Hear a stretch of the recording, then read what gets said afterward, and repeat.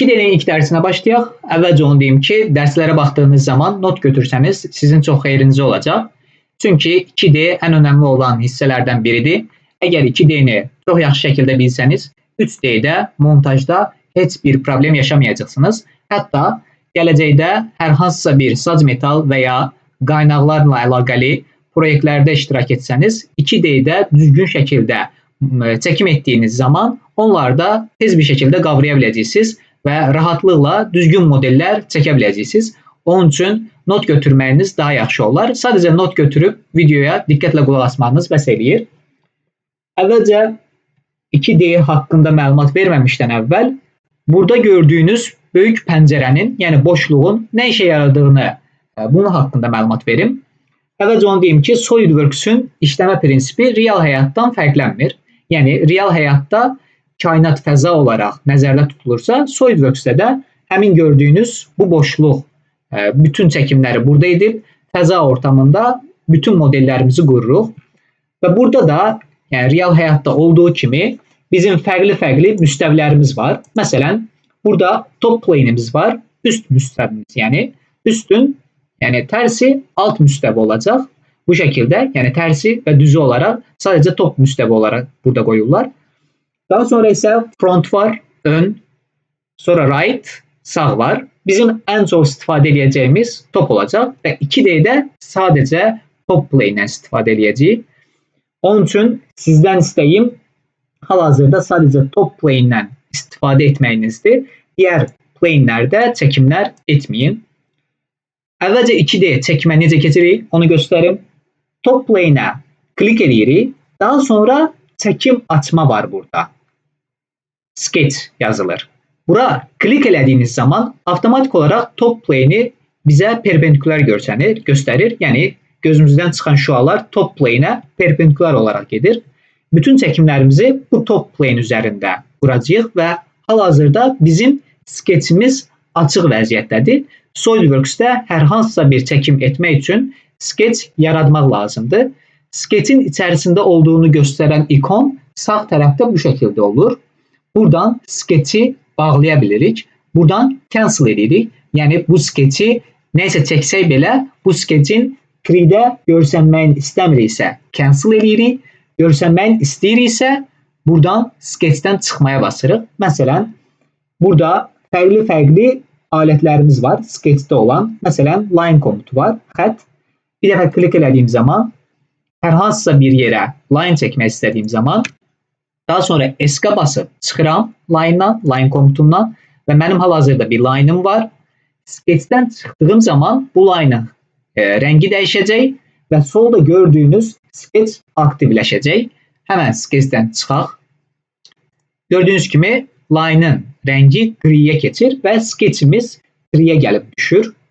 Əvvəlcə sketchimiz bu şəkildə idi. İndi bu şəkilə gəldi. Solda gördüyünüz kimi. Bu şəkilə gəldisə, deməli 3-yə gəldi, düşdü.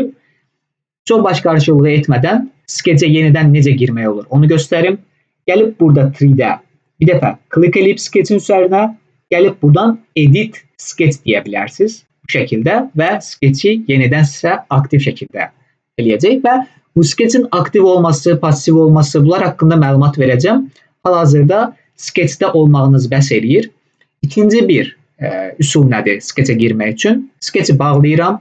Sonra sketchin üzərinə, xəttin üzərinə burada 2 dəfə klik elədiyim zaman avtomatik olaraq sketchi yenidən aktivləşdirir mənim üçün.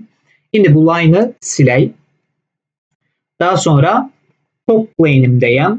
Sketchimi açmışam. Sketch açmağı bir də göstərmək istəyirəm. Çünki çox önəmlidir. Sketch açmadan heç bir çəkim edə bilmirsiniz. Bunu yaddan çıxarmayın. Buradan bağlayıram sketchi. Top plane-ə gedirəm. Yuxarı gəlirəm. Sketchə klik edirəm. Mənim üçün sketch açır. Hal-hazırda çəkim edə bilərəm. İndi tez bir şəkildə burada olan bəzi alətlərdən istifadə qaydalarını sizə göstərəcəm. Daha sonra isə modellərimizi çəkimlərinə başlayacağıq. Bu alətlərin üzərində çox durmaq yaxşı deyil. Yəni bunların harda istifadə etmək gərəkdiyini bilmək daha düzgündür. İstifadə qaydasını illa bilməyin çox önəmi olmur. Bəzən olur ki, line-ı necə istifadə etməyimiz gərəkdiyini bilirik, amma harda istifadə etmək gərəkdiyini bilmədiyimiz üçün düzgün formada, düzgün texnika ilə istifadə etmirik. Gələk line-a klik eləyək. Bildiyiniz xəttdir. Hər hansısa bir yerə klik elədiyiniz zaman sol klik, istədiyiniz kimi line çəkə bilirsiniz. Aşağı gedirəm, bu şəkildə gəlirəm. İstədiyiniz kimi line çəkimini edə bilirsiniz. İndi bu line'ı seçməyi göstərim və tamamilə bu line'ı delete eləməyi göstərim. Əgər sol klik eləsəniz hal-hazırda mouse'un düyməsini və bu şəkildə seçsəniz hamısını silə bilərsiniz. Ctrl Z ilə geri qaytara bilərsiniz və ya burada da geri qaytarma düyməsi var.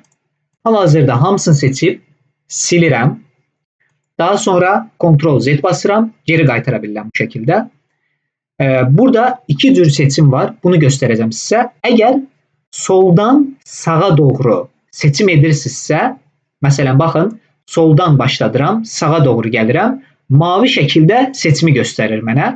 Mavi şəkildə seçim tamamilə bir skeçin, yəni məsələn parçasını seçməlisiniz ki, onu tamamilə seçsin. Məsələn, tutaq ki, mən bu line'ı seçmək istəyirəm. Əgər mavi şəkildə çıxarsa və bu line'in yarısına qədər gələriksə, o zaman bu line'ı seçməyəcək. Gərək tamamilə o line'ı bu seçdiyimiz, açdığımız bu mavi hissəyə yerləşdirək. Bu şəkildə olsun, o zaman seçə bilərik. Amma biz sağdan sola doğru gətiririksə, bu yaşıl formada çıxır. Mavi, yaşıl, mavi, yaşıl. Yaşıl formada yaşıl skeçin toxunduğu yerləri həmən seçir. Məsələn, gəlirəm burada, sadəcə toxunuram, hamısını seçmirəm. Bunu seçdi olsaq, məsələn, bu ikisinin ortasına toxunuram, bu şəkildə ikisini də seçdi. Bunu silirəm. Daha sonra isə burada rectangle'ım var mənim, düzbucaqlım. Düzbucaqlığını seçib bu şəkildə düzbucaqlı çəkə bilərsiniz. Bunları not almağınıza ehtiyac yoxdur. Çəkimlərdə not almağınız bəs eləyir əslində. Bunları sadəcə giriş olsun deyə göstərirəm. Və ya burada circle komutunu seçib bu şəkildə circle çəkə bilərsiniz. Bu şəkildə hərəkət elətdirə bilərsiniz burada. Daha sonra bunu da silək. Sketchdəki alətləri bu şəkildə istifadə edəcəyik. Bunları çəkimlərdə göstərəcəm istifadə qaydalarına əsas. Əvvəlcə bu ortada gördüyünüz bu origin'ın nə işə yaradığını sizə deyim.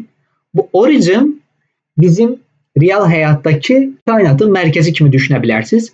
Biz bütün çəkimlərdə bu kainatın mərkəzinə görə ölçülərimizi verməyə məcburiyyətindəyik. Məsələn, belə deyək, bizim bir circle'umuz var. Bu circle'un ən az bir ölçüsü olur, düzdürmü? Məsələn, bu circle'a ölçü verməyə çalışsaq, ölçünü necə veririk? Həmən göstərim. Smart Dimension seçeneği var burada. Ölçüləndirmə. Gəlib bura klik eləyib, sol tərəfdə Dimension verməyə çalışmayın. Buradan hər hansısa bir ölçü verməyə çalışmayın. Hər zaman gəlin Smart Dimension'a klik eləyin. Daha sonra bizim circle'ımıza klik elədiyimiz zaman avtomatik olaraq bunun diametri çıxır. Məsələn, hal-hazırda 61.8 olduğunu göstərir mənə. Mən bunu məsələn 60 vermək istəyirəm. 60 verirəm bu şəkildə. Bu bunun birinci ölçüsü olur. Yəni bizim circle'ımızın öz ölçüsü. Digər ölçüləri isə origin'a nisbətdə olan ölçüləri. Yəni circle'ımızın öz ölçüsü və circle'ımızın yerləşdiyi location. Bir növ elə düşünə bilərsiniz. Bu kainat mərkəzimiz, bu isə circle'ımızın mərkəzinin bu mərkəzdən nə qədər uzaqda olduğunu göstərmək üçün location vermək lazımdır. Belə deyək. Buradan dimensionlar verdiyimiz zaman bunun locationu bəlli olacaq. Smart Dimension'a klik eləyirəm. Daha sonra bu nöqtəyə klik eləyirəm. Daha sonra origin nöqtəmə klik elədiyim zaman avtomatik olaraq məndə vertical sol tərəfə gəldiyim zaman və ya sağ tərəfə gəldiyim zaman, yuxarı getdiyim zaman horizontal, aşağı getdiyim zaman yenə horizontal və ya gəlib tam ortasına gəldiyim zaman isə belə şəkildə ölçümü verir. Yəni direkt olaraq ən qısa ölçünü verir onlar arasındakı. Biz ən az 2 ölçü verməliyik. Vertikal və horizontal verməliyik. Məsələn, vertikal ölçümüzü verməyə çalışaq. Gəlsin 80 olsun bu. Daha sonra horizontal ölçümüzü verək. Yenə 2 dənə nöqtəni seçirəm. Bu şəkildə horizontal ölçümüzü verirəm. 60 və salam. Bütün ölçülərimizi verdiyimiz zaman bizim skeçimiz qaradan mavidən qaraya keçdi. Məsələn, baxın, Ctrl-Z edirəm. Bu ölçümüzü silirəm. Bu ölçümüzü sildiyim zaman mənim hal-hazırdakı circle'um fully defined olmayıb. Yəni, bu origina görə location'ı bəlli deyil. Mən mərkəzindən tutsam və hərəkət elətdirsəm, gördüyünüz kimi bu şəkildə horizontal olaraq hərəkət eləyir. Bu hərəkət olmamalıdır. Biz origindan fully dimension verməliyik buna. Yəni, bunun yerin bəlli eləməliyik bir növ. Bunu bu şəkildə düşünə bilərsiniz. Tutaq ki, bir masamız var. Masanın da fərqli-fərqli koordinat nöqtələri var. Bizim masamızın üzərinə hər hansısa bir stəkan məsələn qoyduğumuz zaman bu stəkanın öz ölçüləri olur. Bir də o stəkanın masada olduğu location o olur. Yəni, masada olduğu location'ı vermədiyimiz zaman stəkanı hərəkət elətdirə bilərik. Biz hərəkət elətdirmək istəmirik. Onun üçün həm masaya görə ölçüsünü veririk, həm də öz ölçüsünü veririk. Onun üçün Smart Dimension'dan gəlib bunun bu şəkildə horizontal ölçüsündə məsələn 90 olaraq verməliyik ki, fully defined olsun. İndi mərkəzindən tutub dartdığım zaman, hərəkət elətdirdiyim zaman heç bir yerə hərəkət eləmir. Çünki fully defineddir. Həm origina görə, həm öz ölçüsünə görə bunun tamamilə fully defined olduğunu göstərir. Bu da 2D'nin giriş videosu oldu. Bundan sonra isə biz çəkimlərə başlayacağıq və çəkimlərin necə irəlilədiyini göstərəcəm sizə və orada originla əlaqəli ağlınızda qalan suallara bir-bir cavab tapacaqsınız.